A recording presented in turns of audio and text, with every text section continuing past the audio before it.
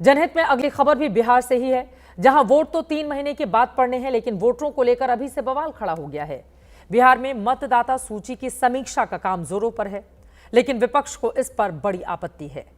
चुनाव आयोग के अभियान को विपक्ष वोट बंदी कह रहा है। आरजेडी और कांग्रेस जैसी पार्टियों का आरोप है कि इसके जरिए वोटर लिस्ट से 2 करोड़ लोगों के नाम काटने की कोशिश हो रही है। सच की जमीन पर यह आरोप कितना टिकाऊ है, इस पर चुनाव आयोग की ओर से क्या कहा गया है, ऐसे सारे सवालों के जवाब तथ्यों और सबूतों के साथ आपके सामने रखने वाले हैं। लेकिन बिहार में चुनाव आयोग की पहल से जुड़ी आज की सबसे बड़ी खबर यह है कि यह मामला अब सुप्रीम कोर्ट की चौखट तक जा पहुंचा है। यानी मतदाता सूची की समीक्षा को अब अदालती परीक्षा से गुजरना होगा। एक तरफ बिहार में चुनाव आयोग की ओर से वोटर लिस्ट वेरिफिकेशन का काम चल रहा है, और वहीं दूसरी ओर विपक्षी दलों और कुछ संगठनों ने इसे रोकने के लिए सुप्रीम कोर्ट का दरवाजा खटखटा दिया है। याचिकाकर्ताओं ने एक सुर में चुनाव आयोग के अभियान पर फौरन फुल स्टॉप लगाने की मांग की है। इस पर अदालत ने सुनवाई की तारीख भी तय कर दी है। 10 जुलाई को सुप्रीम कोर्ट याचिकाकर्ताओं को सुनेगा, लेकिन इससे पहले उन्हें अपनी याचिकाओं की कॉपी चुनाव आयोग और केंद्र को भी देनी होगी, ताकि अदालत में उनके पक्ष भी रखे जा सकें। बिहार में मतदाता सूची की समीक्षा के खिलाफ सियासी अभियान छेड़ने वालों पर सत्ता पक्ष ने तंज भी कसा है।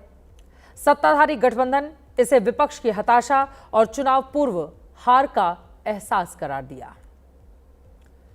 मतदाता सूची का स्वच्छता अभियान कैसे बहुत बड़ा चुनावी मुद्दा बन गया है, इस पर दोनों खेमे किस तरह से एक दूसरे पर जुबानी गोले दाग रहे हैं, आपको दिखाएंगे। अभी उनके बारे में जान लीजिए जिन्होंने चुनाव आयोग के अभियान के खिलाफ देश की सबसे बड़ी अदालत में दस्तक दी है।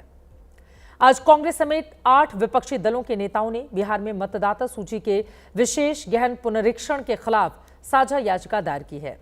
आरजेडी के राज्यसभा सांसद मनोज कुमार झा, टीएमसी की लोकसभा सांसद महुआ मोइत्रा, जेडीयू से इस्तीफा दे चुके पूर्व विधायक मुजाहिद आलम, सामाजिक कार्यकर्ता योगेंद्र यादव, चुनाव और राजनीतिक सुधार पर काम करने वाली संस्था एसोसिएशन फॉर डेमोक्रेटिक रिफॉर्म्स और मानवाधिकार संगठन People's Union for Civil Liberty की ओर से भी उच्चतम न्यायालय में बिहार में चल रहे वोटर लिस्ट वेरिफिकेशन के खिलाफ अर्जियां दाखिल की गई हैं।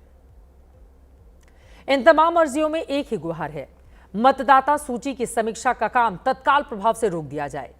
याचिकाकर्ताओं की ओर से कपिल सिब्बल और अभिषेक मनु सिंघवी जैसे विपक्ष के बड़े नेता और दिग्गज वकील अदालत में पैरवी करेंगे। चुनाव आयोग के अभियान के खिलाफ दलील की बुनियाद क्या है, इसे आपको वकील तल्हा अब्दुल रहमान की जुबानी सुनवाते हैं।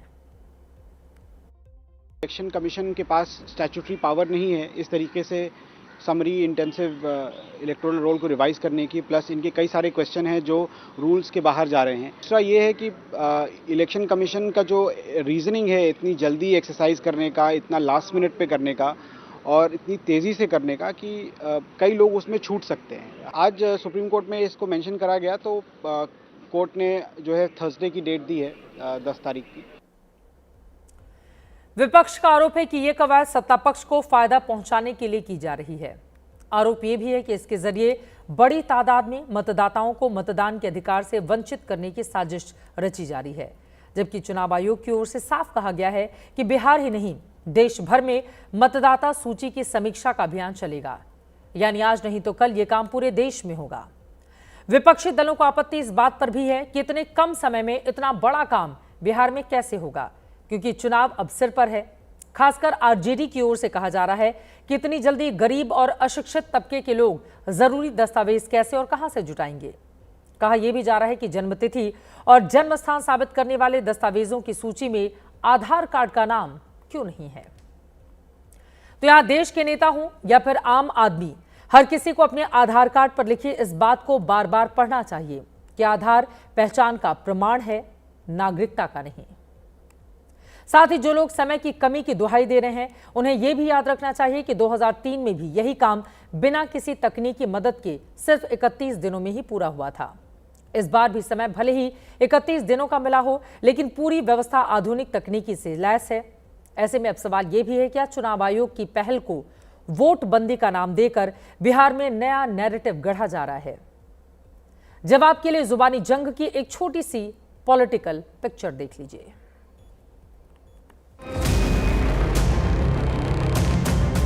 हमारा ये मांग है कि इस काम को ही रोक दिया जाए चुनाव के बाद जो है इस काम को जारी किया जाए। बुलेट के सहारे वर्षों बरस तक चुनाव लड़ने वाले लोग बैलेट पर हमेशा सवाल खड़ा करते हैं। महाराष्ट्र में घपला हुआ, 75 लाख वोट बढ़ाए, आज बिहार में चुनाव लड़ रहा है, वहां 2 करोड़ वोट कहाँ गए? इलेक्शन कमीशन की जहां तक बात है, चल रहा है सर्वे, उसका काम है वोटर लिस्ट ठीक करना। मगर हमारा एक ही है कि आप इतने कम टाइम में एक्सरसाइज कैसे कर पाएंगे, बहुत टाइम कम है।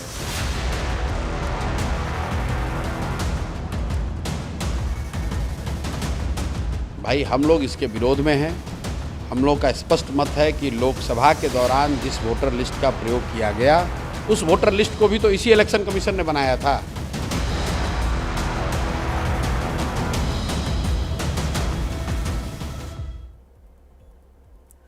बिहार में मतदाता सूची की समीक्षा को लेकर कई तरह के भ्रम भी फैलाए जा रहे हैं, लेकिन चुनाव आयोग ने एक बार फिर हर किस्म के भ्रम को दूर करने की कोशिश की है।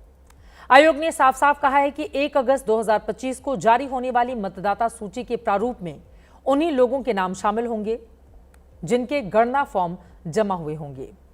चुनाव आयोग की ओर से कहा गया है कि विशेष गहन पुनरीक्षण के शुरुआती चरण में गणना फॉर्म बांटे जाने थे, जो लगभग पूरा हो चुका है, यानी फॉर्म सभी मतदाताओं को उपलब्ध करा दिए गए हैं। मतदाता 25 जुलाई 2025 से पहले किसी भी समय अपने दस्तावेज जमा करवा सकते हैं। हालांकि मतदाता सूची के प्रारूप छपने के बाद अगर किसी दस्तावेज में कोई कमी है तो निर्वाचन पंजीकरण अधिकारी यानी ERO दावा और आपत्ति अवधि में जांच के दौरान उन मतदाताओं से ऐसे दस्तावेज प्राप्त कर सकते हैं जिनके नाम मतदाता सूची के प्रारूप में हैं।